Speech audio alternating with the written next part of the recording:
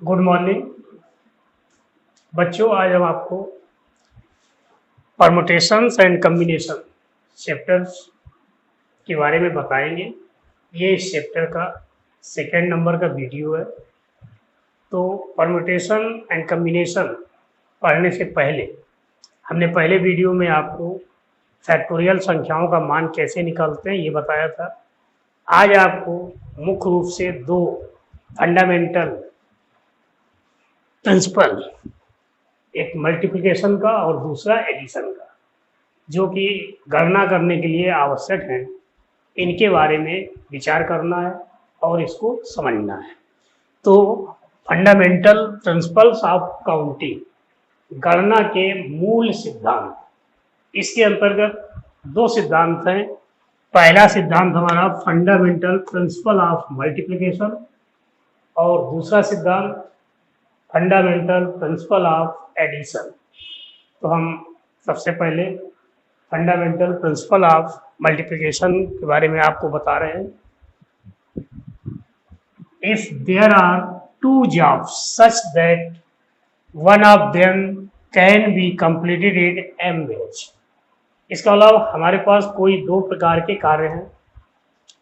एक कार्य को हम एम तरीकों से, एम ढंग से उसको पूरा कर सकते हैं। And when it has been completed, और जब हमारा पहला कार्य पूरा हो जाता है, in any one of these m ways, ये हमारे जो एम तरीके थे, एम में से किसी भी any one of these m ways, इन एम तरीकों में से किसी भी तरीके से हमारा कार्य जब पूरा हो जाता है, second job can be completed in n ways. इसका मतलब हमारे पास कोई दो कार्य दिए गए, कोई दो घटनाएं हैं, जिसमें पहली घटना एम प्रकार से घटित हो सकती है, और जब पहली घटना एम प्रकार से घटित हो जाती है तो दूसरी घटना हमारी एन प्रकार से घटित हो सकती है। Then the two jobs in succession can be completed in m into n days। इसका मतलब पहली घटना के घटित होने के m ढंग और दूसरी घटना के घटित होने के n तरीके।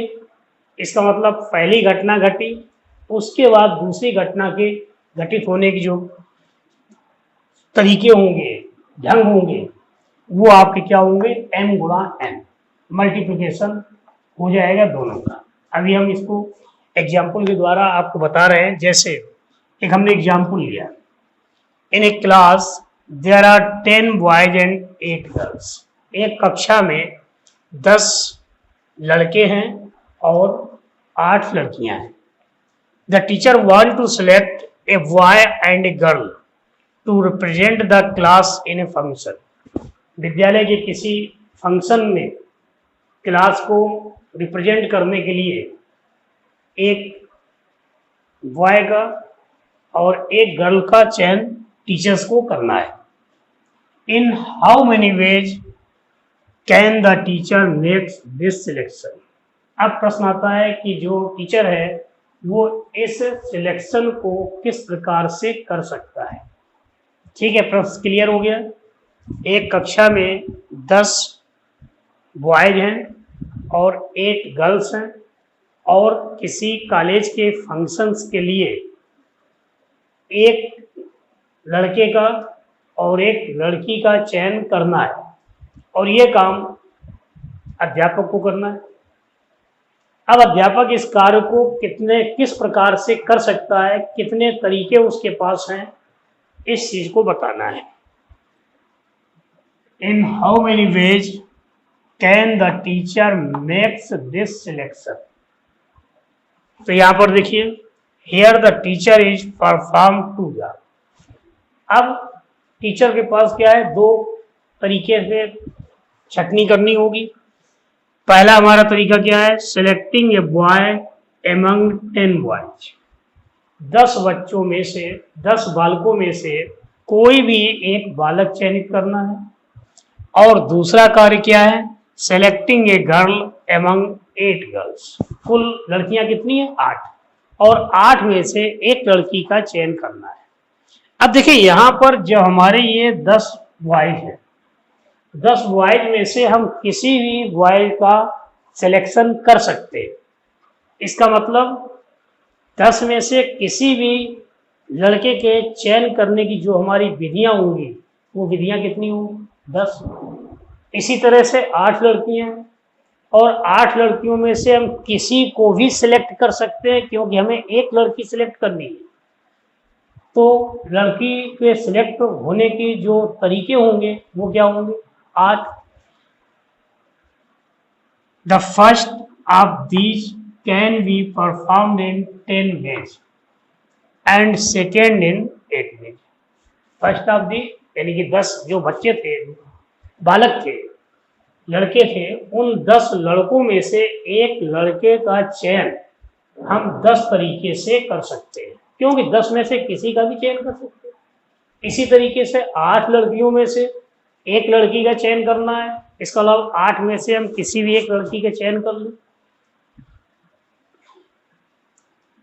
By the fundamental principle of multiplication, the required number of ways is m into n। तो m into n, m कितना है? 10 into 8।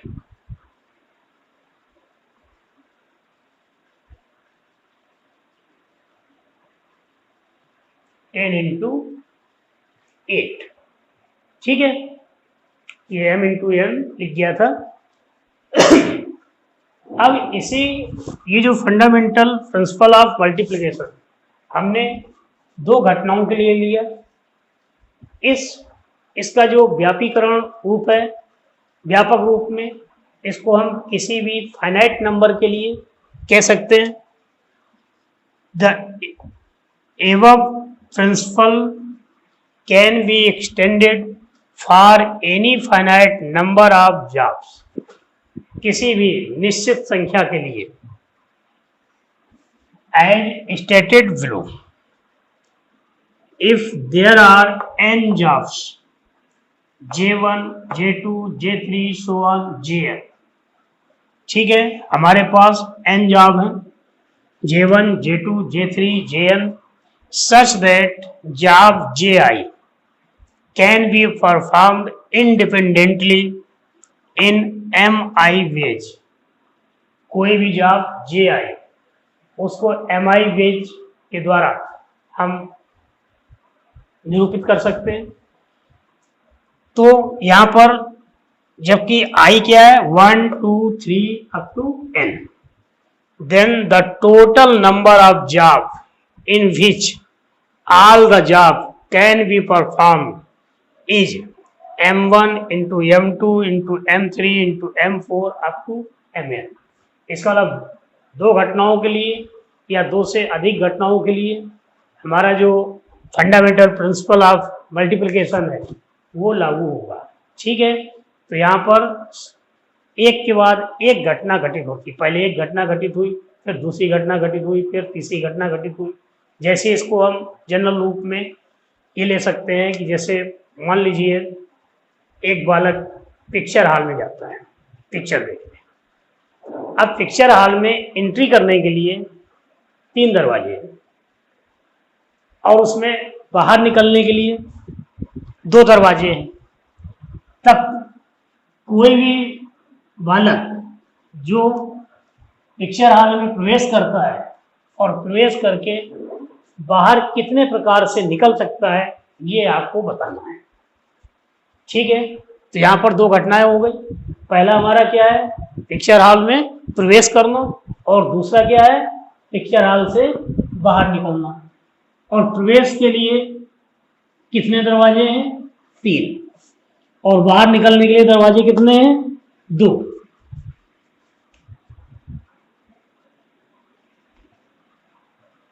तो यहां पर तो कोई एक ही है, जैसे मान लीजिए कोई बालक है, अब ये जो है 3 प्रकार से एंट्री कर सकता है।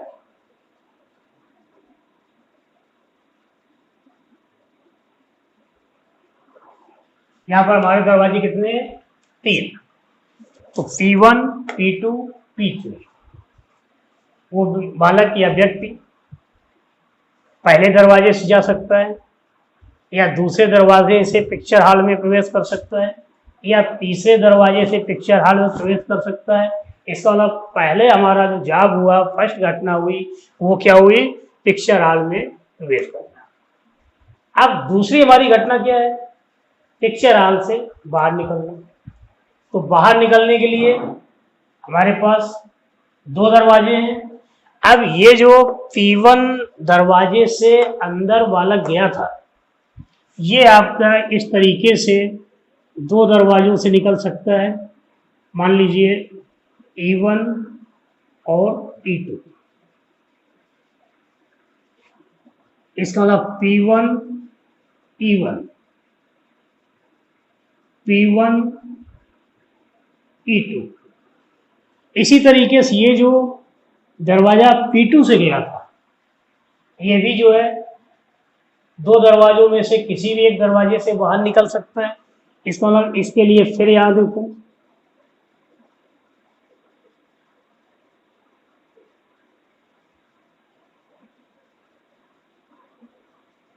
इसका मतलब P2, E1, P2, E2। और अगर वो बालक तीसरे दरवाजे से पिक्चर हॉल में प्रवेश किया है, तो भी वो पिक्चर हॉल से बाहर 2 प्रकार से निकल सकता है, क्योंकि बाहर निकलने के हमारे पास 2 दरवाजे हैं। हो सकता है वो पहले दरवाजे से बाहर निकले, E1 दरवाजे से, या E2 दरवाजे से। तो इसलिए अब क्या होगा? P3, E1, P3, E2। इसका मतलब प्रवेश करने के लिए 3 दरवाजे थे। तो पहले हमारा जो जॉब है, घटना है, वो क्या है? पिक्चर हॉल में प्रवेश करना। और पिक्चर हॉल में प्रवेश बालक 3 दरवाजों में से किसी भी दरवाजे से जा सकता है। इसका मतलब पिक्चर हॉल में प्रवेश करने के लिए उसके पास 3 तरीके हैं, 3 रास्ते हैं, P1, P2, P2।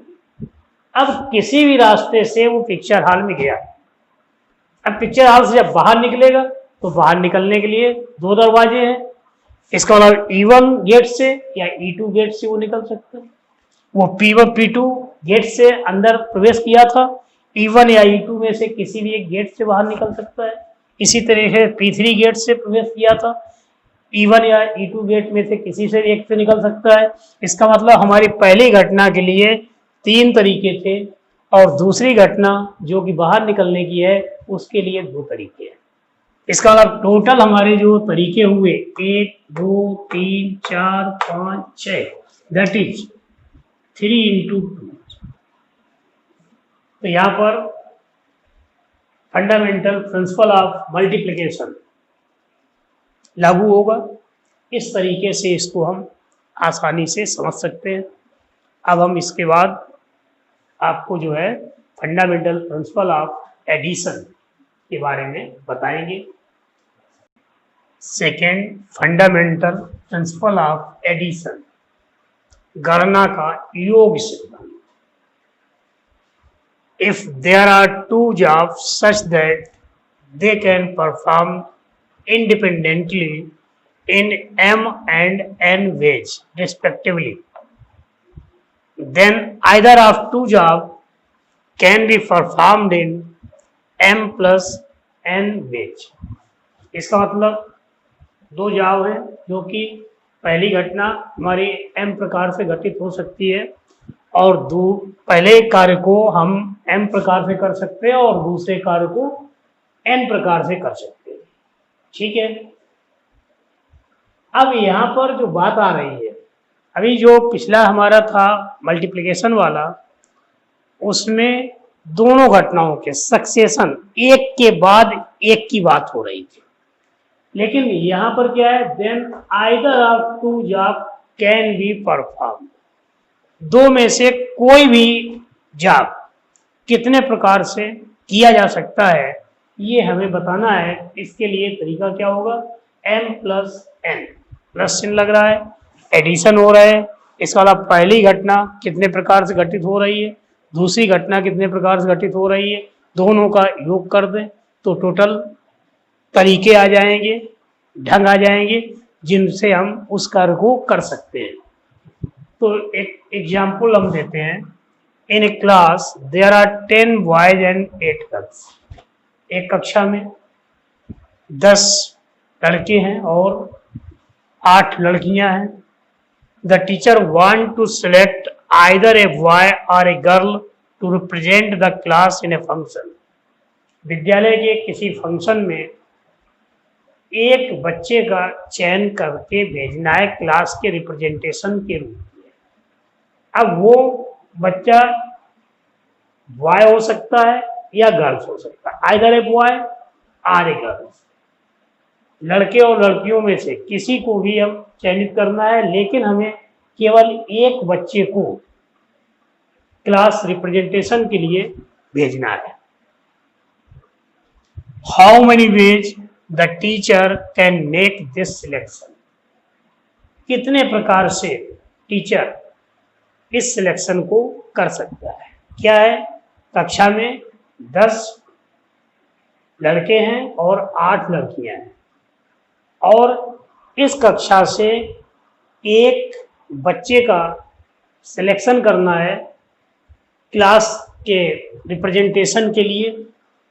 अब उस सिलेक्शन में चाहे वो लड़का हो या लड़की हो, ये शर्त लगी हुई है।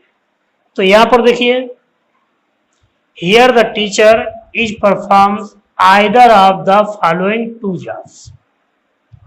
टीचर को इस सिलेक्शन करने के लिए 2 कार्य करने पड़ेंगे। Selecting a boy among 10 boys. पहला कार्य क्या है कि 10 बच्चों में से 10 लड़कों में से एक लड़के का चयन करना है, अथवा दूसरा कार्य क्या है, सिलेक्टिंग ए गर्ल्स एमंग्स 8 गर्ल्स। 8 लड़कियों में से एक लड़की का चयन करना है। अब देखिए, ये स्पष्ट है कि जब 10 बच्चे हैं तो उनमें से हमें एक किसी बालक का चयन करना है। इसका मतलब 10 में से किसी भी बालक का चयन किया जा सकता है। इसका मतलब सिलेक्शन के जो मेथड है, प्रोसेस है, ये ढंग है, वो कितने होंगे, 10 बच्चों में से किसी का भी सिलेक्शन कर सकते हैं। इसका मतलब लड़कों में से 10 लड़कों में से एक लड़के को चयनित करने के जो तरीके हैं वो कितने होंगे, 10। और इसी तरीके से 8 लड़कियों में से एक लड़की के चयनित करने के जो तरीके हैं वो क्या होंगे, 8 होंगे। अब यहाँ पर प्रश्न आता है कि केवल एक ही विद्यार्थी चयनित किया जाना है, चाहे वो लड़का हो या लड़की। तो 10 विधियां थी लड़के के चयन करने के लिए और 8 विधियां थी किसी लड़की के चयन करने के लिए। इसका मतलब therefore the fundamental principle of addition either of the job 2 jobs can be performed in 10 plus 8 18 ways। तो ये आपका एडिशन प्रिंसिपल है, फंडामेंटल प्रिंसिपल ऑफ एडिशन।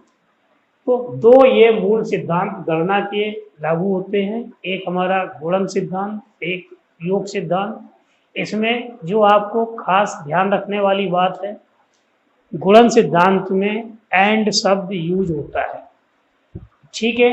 जैसे हमने उसमें कहा था कि 10 लड़के और 8 लड़कियों में से एक लड़का और एक लड़की का चयन करना है। तो इसका मतलब यहाँ पर एंड शब्द आ रहा है। तो एंड शब्द अगर आ रहा है तो हम उनका मल्टीप्लिकेशन करेंगे। और इस प्रश्न में हमारा क्या है कि 10 लड़के हैं और 8 लड़कियां हैं, उनमें से एक का चयन करना है, चाहे वो लड़का हो अथवा लड़की। आर अथवा शब्द, अथवा अगर आएगा तो वहां पर प्लस करेंगे, एडिशन लागू होगा, ठीक है। तो इस तरीके से आपको जो है इस पर क्वेश्चन करने हैं। अब यहाँ पर देखिए, एडिशन ला आपने समझ लिया।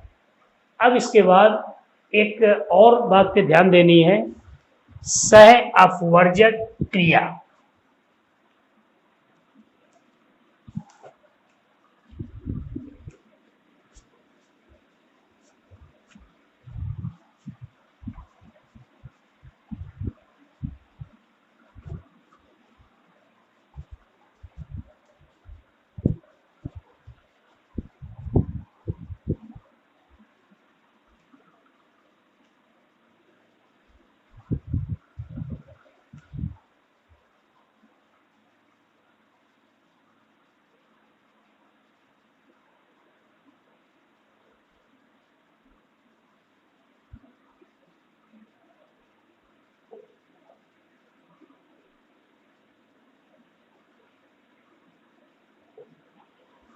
म्यूचुअली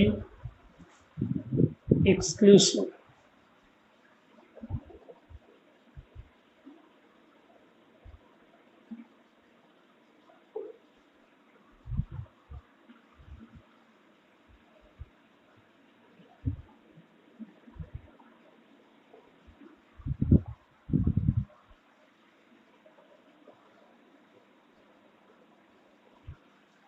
ये वो क्रियाएं हैं, जैसे कोई दो क्रियाएं हैं, एक क्रिया के होने पर दूसरी क्रिया ना हो पाए, यानी दोनों क्रियाएं एक साथ नहीं हो सकती। अगर एक घटना घटित हो रही है तो दूसरी घटना घटित नहीं होगी। उदाहरण के तौर पे जैसे हम एक सिक्के को उछालें, तो सिक्के को उछालने में या तो हेड वाला ऊपर आएगा तल, या टेल वाला तल ऊपर आएगा।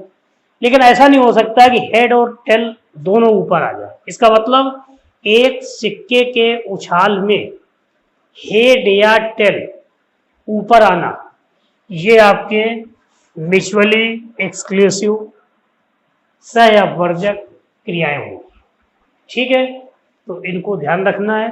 अब इस पर हम क्वेश्चंस अगले वीडियो में कराएंगे। आपको इन दोनों नियमों को नोट कर लेना है, नोट करके उसको समझना है और अपनी कॉपी में नोट करना है।